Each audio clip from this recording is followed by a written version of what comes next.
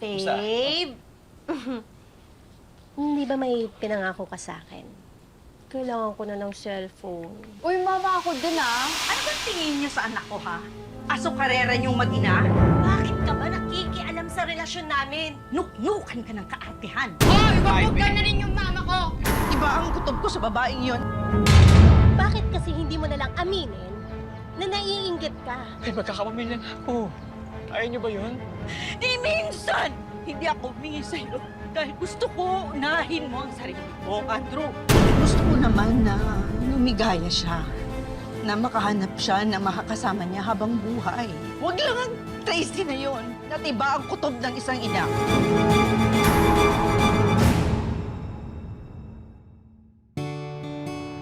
Siyempre, kumakain ako doon. Pagod sa trabaho bilang oil sa barko.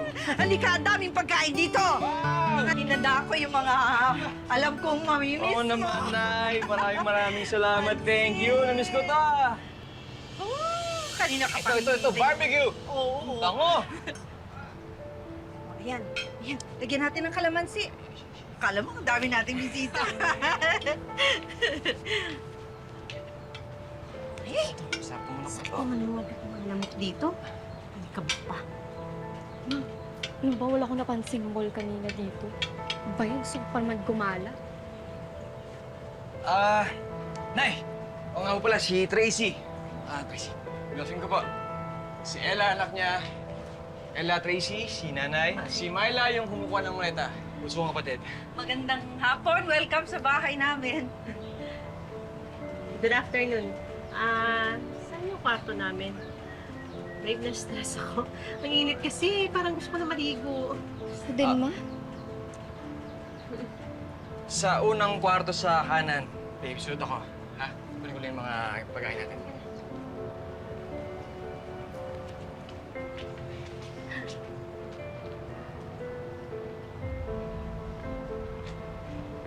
Okay na, maraming salamat.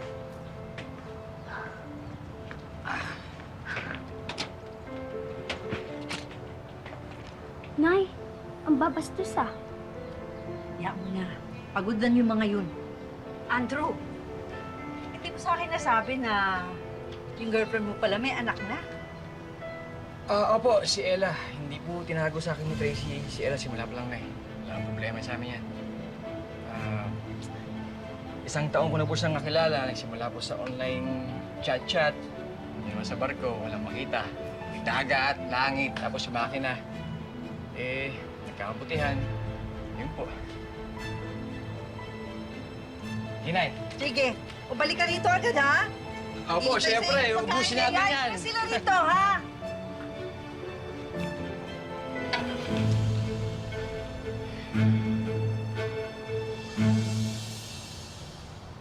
Tara.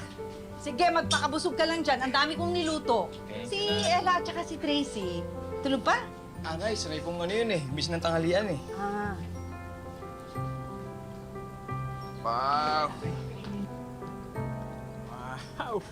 Ba yan? Ang aga-aga. Babe, magandang umaga. Kain ka na. Halika na. Good morning, babe. Sayang ta. Ayan, thank you, Nay. Gutom na ako. Ay, ito. Nagluto si Nanay.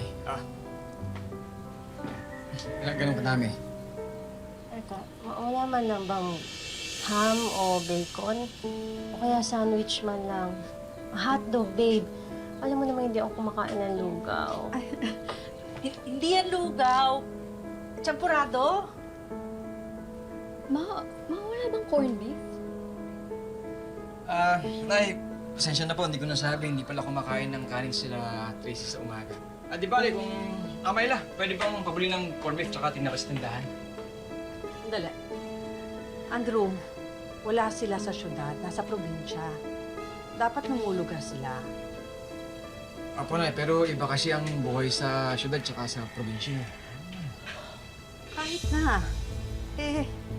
Kung masa sila, para silang mga donya, dapat nagpapasalamat sila kung anong nakalapag dito sa hapagkainan. Aba, Tracy, napakahirap ng buhay. Bawat butil ng bigas, mahalaga. Alam nyo, huwag nyo akong pangaralan kasi hindi nyo ako anak. Yan, ang aga. Ang aga-aga, sermon kagad ang almusal ko. Hindi ko kayo nanay. Pakiusap lang. Abay, bastos ka rin ano? Nasa pamamahay ko ikaw. Eh di wow. Ang yabang mo naman magsalita.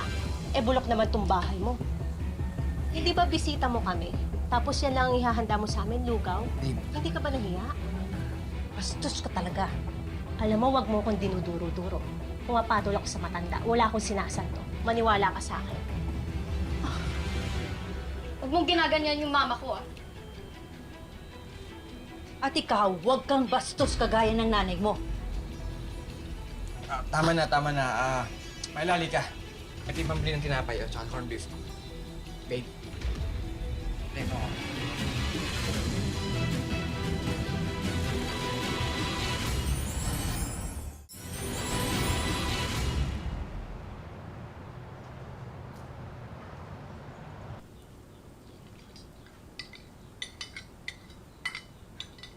Mag-send ka. Diyos ko po, walang signal. Buwisit na lugar na to. Ang hirap ng signal. Ma, nilalagyan nilalaro ko. Kainis. Pangit kasi sa bahay ng matandang to. Grabe niyo pa. Nay! Oh, Tracy. anak! Kamusta lakad mo? Marami bang tao sa agency? Kulang po ako ng requirements kaya balik po ako next week. Hello. Kumusta? Babe. Hindi ba may pinangako ka sa akin? Kailangan ko na ng cellphone. Ako nga pala, sige, sa isang linggo pagluwas ko ulit. Sumabay ka na, ha? Bili tayo. Babe, yung new model ha, ayoko ng Android. Para naman magamit ko doon sa online English class ko sa mga Koreano. Tapos yung mamahalin na, para sulit. Di ba? Uy, mama, ako din, ah. Tito Andrew, gusto ko din po ng bagong cellphone, ah. Kasi tignan mo, ang bagal na, oh. Kulit niyong mag-ina. O sige, nangako ako, pagbaba ng barko, bibilang ko kayo. Sige, tutuparin ko. Thank you po. Thank you, babe. Thank you. Ay, babe. Sorry. Lasa lang talaga to. Naubusan ako ng napkin. At nasira yung bra ko. Baka pwedeng pagpunta mo ng bayan, isabay mo na ako. Sige. Ha? Abay, pambihira! Ano bang tingin niyo sa anak ko, ha? Asukarera niyong mag-ina? Hoy, Tracy, tantanan mo si Andrew. Pati bra at panty mo, ipapabili mo sa kanya, ha? Pati napkin mo, bakit? Siya ba ang nagre-regla? Ay. Ikaw, ha, Andrew? Hindi pa kayo kasal. Cargo mo na ang lahat ng gastos ng dalawang ito. Ha? Aba, mali yun! Mag-ipon ka naman para sa sarili mo. Maubos ang pera mo, katutusos lang sa luho ng dalawang ito. Excuse O me. isipin mo ang sarili mo, ha, anak? Bakit ka ba nakikialam sa relasyon namin? Tracy, please. Dahil Ay. hindi ko na gusto yung ginagawa mo. Nuknukan ka ng kaartehan. Ha? Inaabuso mo ang kabutihan ng anak ko eh. Malas nga niya at pumatol siya sa itang tulad mo. Hoy, Bye, wag mo babe. na rin yung mama ko. Ella, please. Tracy, please. Kausapin mo yan. Nay, mag-away na naman ba kayo? Pwede ba huwag niyo na pong tatuhin ng gano'n si Tracy? Nay, alam mo ba pinapasok ko? May ipon naman ako eh. Kasama po sa gasusin yung pambili ng cellphone, Tracy. Nay, hindi po yung kalabisan kasi kailangan niyo po sa trabaho yun. Okay lang po yun. Iniisip ko lang ang kalagayan mo. Kahit noon pa, sakit mo na ang pagiging masyadong mabuti. Anak, isipin mo ang sarili mo.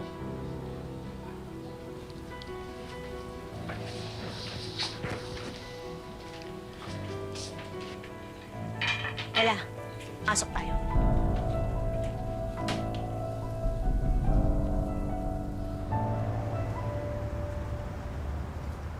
Ayan! Ay, tama. Ito ba? Yes! Oh, tama, tama. Okay. Magiging kamukha ko na yung idol vlogger. Ah, sosyal! Sige, kuya. Ang ganda siguro dito sa mukha. Hindi ko maatim na nagtatapon ka ng pera ng anak ko sa mga walang kwentang bagay. Puro ka luho. Ha? makasarili ka, Tracy. Aba maawa ka naman sa anak ko. Nagpapahakuba siya sa barko para saan? Para sa mga make-up at cellphone mo? Bakit kasi hindi mo na lang aminin na naiinggit ka? Dahil alam mo, may kapalit ka na sa buhay ni Andrew. Yung dapat na sustento ibibigay niya sa'yo, binibigay niya na ngayon sa akin. O ngayon, sino sa atin ang mukhang pera? Ako ba? Ako ba? O ikaw? Ikaw ang mukhang pera. Alam mo, Yaka! Ay, matanda ka? Hoy! Umalis ka sa buhay ng anak ko, ha? Umalis ka sa buhay ng anak ko, ha? Isapak mo ito sa paggamot ko! Ito, gusto mo ito? Gusto mo ito, ha? Malat ka mo! Tama na! Andrew, pinapaalala ko lang, ha? Baka nakakalimutan ni Tracy. 3 taon pa lang nasima ng anak ko. Ha? Wala pa siyang ipon. Kaya huwag kang umasta na para kang nakahiga sa pera. At kahit na mayaman siya, ha, huwag mo siyang huhut-hutan. Wala kang karapatan. Baka nakakalimutan mo, asawa ako ni Andrew. Buhay namin to, pamilya namin to. Kaya kung bumili man ako ng makeup, wala kang pakialam doon. Hindi ka kasama sa usapang pamilya dahil hindi ikaw ang asawa. Hindi ikaw. Hindi pa kayo kasal. At kailan pa naging usapang pamilya ang pag-order ng make-up at ng cellphone, ha? Huy, maya ka naman. Tama na! Please, Nay! Nay, pasensya na, pero tama si Tracy. Buhay namin to. Ikakasal kami, magkakaanak, magkakapamilya. Pero di makakatulong kung araw-araw mag-aaway kayong dalawa. Ganito mo ba ako tratuhin kasi matanda na ako? Sana naisip mo, ha? Na ang bahay na ito, inuupahan lang natin. At yung kakarampot na pension ko, yun lang ang pangtustos sa mga gastos dito. Ni minsan, hindi ako humingi sa'yo. Ni minsan, dahil gusto ko unahin mo ang sarili mo, Andrew. Naiiba na ho ang sitwasyon ngayon. Sana naman hayaan niyo akong magdesisyon, dumiskarte. Ay, magkakapamilya na ako. Ayaw niyo ba yun?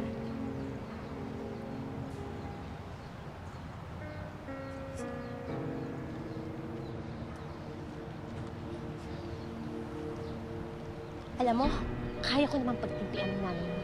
Kaso sumusobra na talaga eh. Iba yung ugali. Iba. Walang patulan.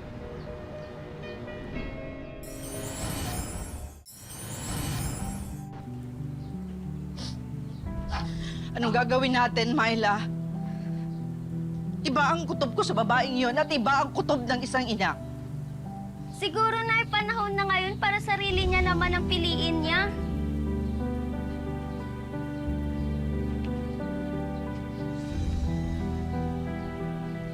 Gusto ko naman na lumigaya siya, na makahanap siya na makakasama niya habang buhay. Kahit sino. Huwag lang ang Tracy na yon.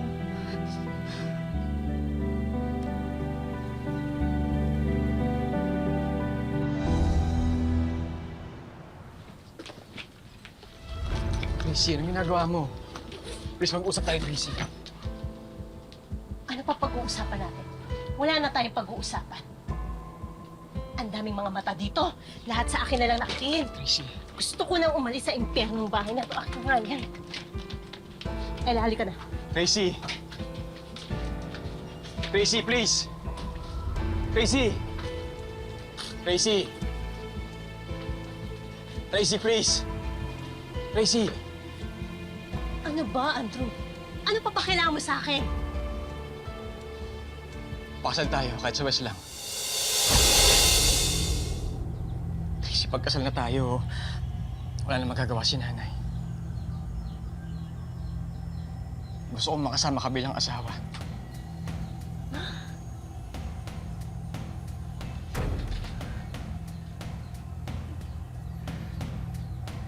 Lagi na sa akin to. Tumitsyempo lang ako dahil mahal na mahal kita. Babe, yung singsing lang talaga hinihintay ko. Yes, yes. Magpapakasal tayo. Mahal ka na, mahal ka. Babe! Ang ganda nito!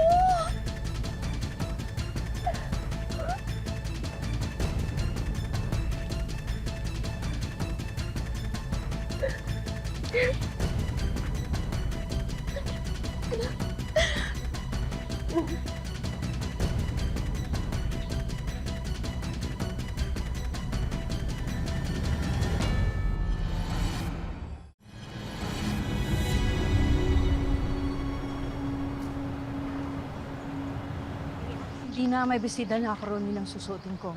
Ikaw? Okay lang na po ako, Yoli. Kaya Tricycle! Hoy! Bakit pa dito tayo nagkita? Kamusta yung anak natin? Kamusta yung anak natin? Ang tagal mo hindi nagpakita, nagparamdam? Sa tingin mo kilala ka ng bata? Tracy, nagbago na ako. Madami lang talaga akong problema nun, kaya ganun ako, kaya lumayo ako sa inyo. Pero okay na ako ngayon. Jess, ano bang kailangan mo? Bakit nagpakita ka pa? Mahal pa rin kita. Gusto ko magsama tayong dalawa, Tracy. Pangako, nagbago na ako. Ikakasal na ako. Mahal mo ba? Hindi. Pero kaya niyang ibigay yung hindi mo kayang ibigay. Seaman siya, may pera. Hindi kami magugutom ng anak mo. Bakit, Tracy? Kaya ko naman kayo buhayan ah. Driver na ako sa factory ngayon. Bariya lang yan. Dolyar ang kinikita ni Andrew kada buwan. Naiintindihan mo? Pero hindi mo siya mahal. Bakit? Mapapakain ba ako ng pagmamahal mo? Jess, gusto ko naman ng magandang buhay. Ayoko na maghirap. Please. Tracy, sige na. Sorry na. Yes. Sorry na. Tigil ka lang. Tracy. Gusto ko lang yung babae yan talaga. Tama ang kutob ko sa kanya.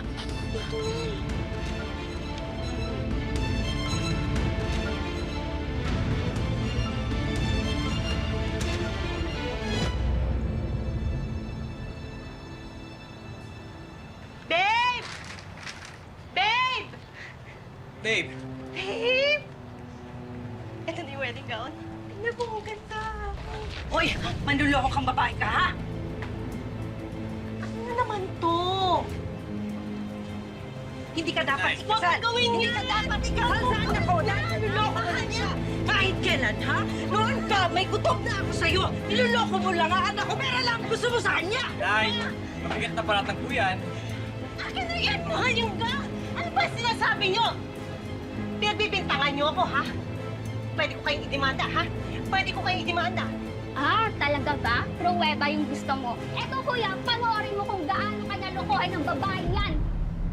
May ibang lalaki siya. Sumama lang siya sa'yo dahil sa pera mo. Ang gagamit ka, ha? Manluloko! Paano mo nagawa sa akin to? Paano mo nagawa sa akin to? Ikaw to, di ba? Andrew, magpapaliwanag ako. Babe, si Jess kasi, nakipagkita siya dahil gusto niya lang tanungin si Ella. Tapos sinabi niya sa akin na gusto niya makapagbalikan pero hindi ko tinanggap yun. Ikaw ang papakasalan ko, ikaw yung mahal ko. Nahalikan kayo doon. Sinungaling ka, ha? Ang kapal ng mukha mo, ha? Yan, ha? Kalokohan ang sinasabi mo. Mahal mo ang anak ko, tapos nakikipaglaplapan ka sa lalaki. Hindi totoo yan! Umalis ka rito sa bahay. Babe, pakinggan mo. Halika, mayas ka rito. Sandali ka rito. Halika! Halika dito! Umalis ka sa buhay ng anak ko, ha? Walahin ang anak ko! Walahin ang anak ko!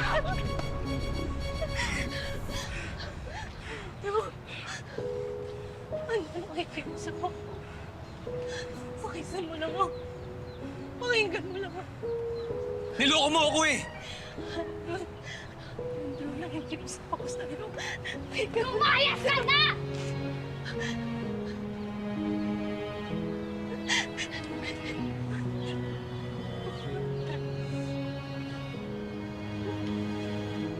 Nangangawa mo. Andrew! Umalis ka na, Sophie! Umalis ka na! Ma! Ano ginawa nila sa'yo? Ano ginawa sa'yo kay Baktang yan? Kayong dalawa, ha? Kayong dalawa ng nanay mo. Umayos Umalis kayo! kayo dito sa bahay namin ngayon din! Andrew! Tracy. Ngayon alam ko na kung sino paniniwalaan. Lumayo ka na. Para papangarap sa buhay at hindi ka nakasama doon. Saan kayo pupunta, ma?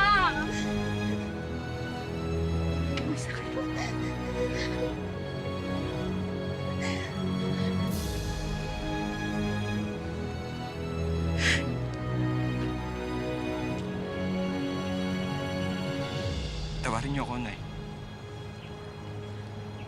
Simula pa lang tama na kayo. Pasensya na nagpadala ako sa pagmamahal ko kay Tracy kahit niloloko na ako.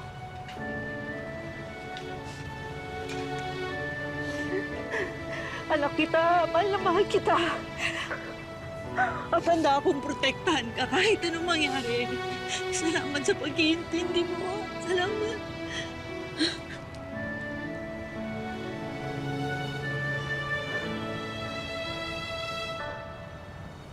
Katulad ni Mildred, marami sa ating mga nanay, talaga namang malakas ang kutob. Kaya naman bilang mga anak, sana ay lagi nating buksan ang ating mga puso sa kanilang mga payo.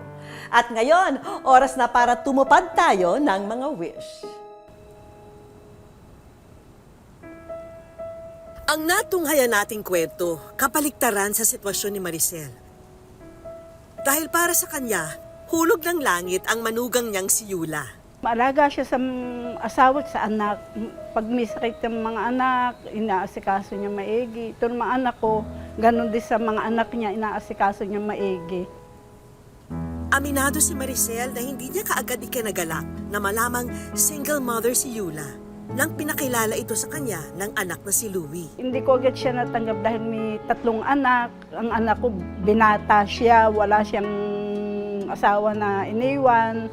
Noong una po, hindi po talaga. Kasi po, nalaman niya po na may anak po ako 3. Pinakita ko naman po sa kanya kung ano po yung intention ko talaga kay Louie. Napatunayan ni Maricel na mali manghusga ng kapwa, lalo na ng isang ina gaya niya. Kaya naman noong Pebrero, si Maricel ang naging pinakamasaya sa pag-iisang dibdib ng anak na si Louie at Yula. Panatag na ako ngayon kahit mawala ako dahil mapagmahal si Yula sa kanya. Hindi siya pinababayaan ni Yula. Si Louie, abot langit din ang saya sa magandang relasyon ng 2 pinakamahalagang babae sa buhay niya. Masayang-masaya po kasi magkasundo na po ang nanay ko tsaka si Yula.